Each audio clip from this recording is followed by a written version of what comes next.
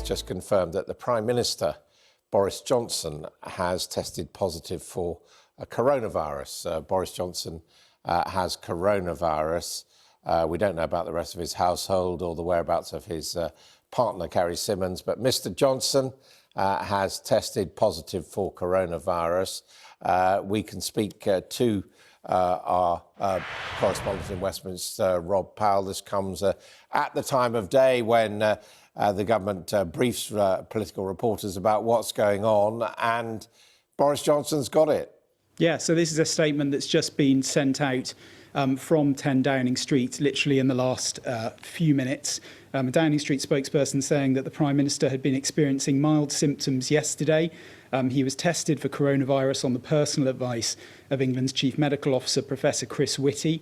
It goes on to say the test was carried out in number 10 by NHS staff and the result of the test was positive. So in keeping with the guidance, the Prime Minister is self-isolating in Downing Street, but is continuing to lead the government's response to coronavirus. Now, the Prime Minister has been having a meeting of his so-called war cabinet this morning. Now, we understand that we didn't see any ministers or any officials going into Downing Street this morning, and I think that was being held on a telephone conference call. We obviously saw him late last night at 8 p.m. last night outside the front of Downing Street, joining in the Clap for the Carers event. He was stood quite far away from the Chancellor Rishi Sunak, who was there as well. And I think what this Downing Street statement is at pains really to point out is that he still is in a position to lead the government's response to this pandemic outbreak. There had been talk about a week ago or so of who would take over if any of the critical people